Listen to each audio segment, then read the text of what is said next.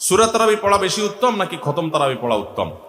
অবশ্যই যদি আপনি কোরআনে কারিমের খতম পড়তে পারেন সূরা তারাবির চাইতে সেটা উত্তম, এতে কোনো সন্দেহ নাই। সূরা তারাবিতে তো সামান্য ছোট ছোট আপনি কেরাত পড়বেন, আর খতম তারাবিতে বড় বড় কেরাত পড়বেন। তো কোরআন বেশি তেলাওয়াত করাটা তো অল্প তেলাওয়াত করার চাইতে বেশি উত্তম, সেটা তো বলাই বাহুল্য। এই জন্য অবশ্যই খতম তারাবি উত্তম।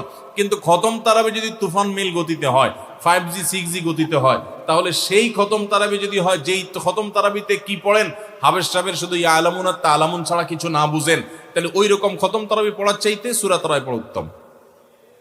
কথা কি বুঝতে পারছেন? যদি হাবেশ সাহেব মাঝখানে কি পড়ে কিছুই বুঝেন না, শেষে শুধু ইয়া আলামুন আর তা আলামুনের টান দেখে বুঝতে পারলেন যে এখন রুকুতে যাবে, তাহলে এই তারাবি পড়া আর না পড়াতে কোনো পার্থক্য নাই। অনেক জায়গাতে এরকম তারাবি পড়ে, ওই যে সোশ্যাল মিডিয়াতে কিছু কিছু ভিডিও পাওয়া যায়, হ্যাঁ, দেশের বাইরের, যে এমন গতিতে তারাবি পড়ে যে আপনি 3 আয়াত পড়তে না পড়তে তার 1 রাকাত শেষ। এগুলা তারাবির নামে তামাশা। শুধু খতম তারাবি কেন, অনেক সূরা তারাবিও এরকম আছে যে পড়ে সূরা তারাবি, সেটা আবার এরকম 5G গতিতে পড়ে। তারাবির নামে যে কত তামাশা চলে। কয়দিন আগে দেখলাম ফেসবুকে একটা পোস্টার, যে ব্যবসায়ীদের জন্য বিশেষ তারাবির প্যাকেজ। কি প্যাকেজ? 7 দিনে খতমের প্যাকেজ, 5 দিনে খতমের প্যাকেজ, আর একটা 3 দিনে খতমের প্যাকেজ। একটা রেজিস্ট্রেশন ফি 1400 টাকা, আর একটা রেজিস্ট্রেশন ফি বোধ হয় 2000 টাকা, আর একটা রেজিস্ট্রেশন ফি আর একটু কম টাকা। হ্যাঁ, রেজিস্ট্রেশন ফি দিয়া হাবেশ সাহেবরা চুক্তি করে তারাবি পড়ায়। কিয়ামতের আগে যে আরো কত কিছু হবে একমাত্র আল্লাহ তাআলাই ভালো জানেন। এগুলো সব তারাবির নামে কি ভাই? তামাশা। জায়েজ নাই ভাবে করা। এরপর প্রশ্ন হলো, আমার স্বামী কথায় কথায় আমার গায়ে হাত তোলে, গ্রামের দিকে খবর আপনারা জানেন না। আমার প্রশ্ন হলো, রোজা রেখেও আমার স্বামী গায়ে হাত তোলে, তাহলে তার কি রোজা হবে? যদি স্ত্রীর প্রতি জুলুম করে, নির্যাতন করে, শারীরিকভাবে তাকে লাঞ্ছিত করে, তুচ্ছ করে, তাহলে সন্দেহাতীতভাবে সেই স্বামী অপরাধী, সেই স্বামী গুনাহগার। স্ত্রীর যদি অধিকার নষ্ট করে, তার প্রতি যদি জুলুম করে, কথায় কথায় গায়ে হাত তোলা অবশ্যই জুলুম। এই জুলুম যদি কোনো পুরুষ করে, কোনো স্বামী করে, তিনি রোজা রেখে জুলুম করছেন, তার মানে তিনি গাছের গোড়া কেটে আগায় পানি দিচ্ছেন, তিনি ওষুধও খাচ্ছেন, বিষও খাচ্ছেন। রোজা রেখে তার উপকার হচ্ছে, কিন্তু জুলুম করে তার আবার ধ্বংস তিনি ডেকে আনছেন।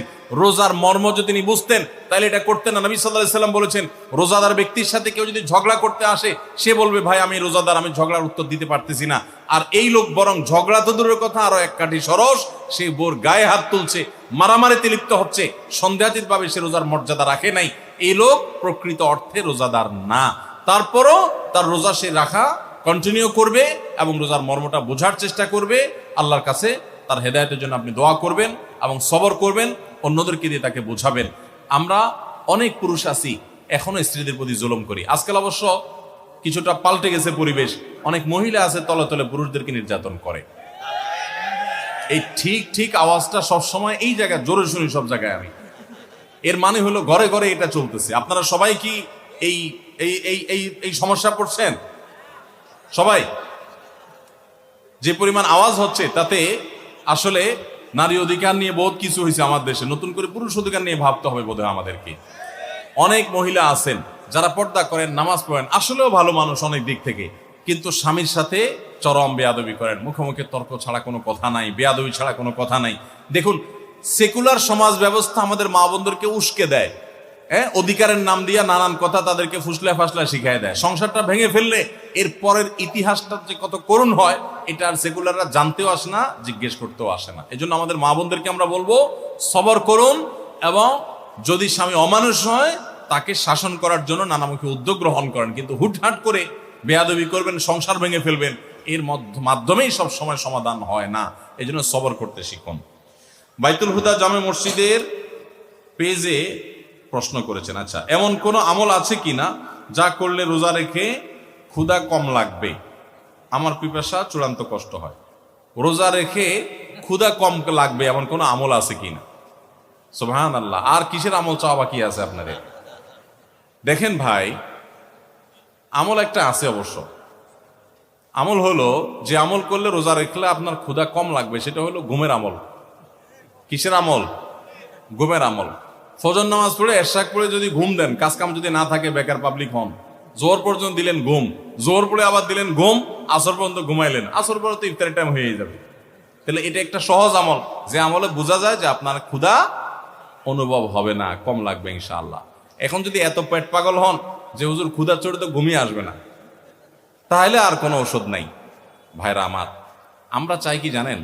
আমরা চাই হলো আল্লাহ দুনিয়াতেও আমার দিবা টয়টম্বর, আখেরাতেও টয়টম্বর দিব। আমি কোনো কষ্ট করতে রাজি না, আমি কোনো গুনাহ থেকে বাঁচতে রাজি না, আমি জান্নাতও চাই, আমি সবই চাই। আপনি রোজা রেখে ক্ষুধার কষ্টটা একটু সহ্য করবেন, এর বিনিময়ে তো আপনি জান্নাত পাবেন। এখন আপনি চান না ক্ষুধার কষ্ট আমি সহ্য করব না, আবার জান্নাতও আমি চাব। কেমন কথা ভাই? সামান্য একটু ক্ষুধার কষ্ট আপনি সহ্য করতে রাজি না। এই রমাদানে ফিলিস্তিনের মানুষগুলো ইফতার করার মতো খেজুর তাদের কাছে নাই। খেজুর তো দূরের কথা, ইফতার তো দূরের কথা, সাহারিতে একটু সামান্য পানি খাবে শান্তিপূর্ণভাবে, সেই ব্যবস্থাটুকু তাদের ধ্বংস করে ফেলা হয়েছে।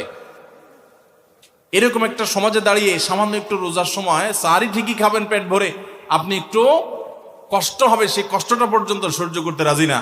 আপনি কোন মুখে আল্লাহর কাছে জান্নাত আশা করবেন, দাবি করবেন? অনন্ত অসীমকারের সুখের ঠিকানা এই দুনিয়ার সমান 10 দুনিয়া কমপক্ষে, এর বেশিও হতে পারে, এরকম জান্নাত আল্লাহর কাছে আপনি ডিমান্ড করবেন, দোয়া করবেন, চাইবেন কোন মুখে? যে রোজার কষ্টটা আপনি সহ্য করতে রাজি না।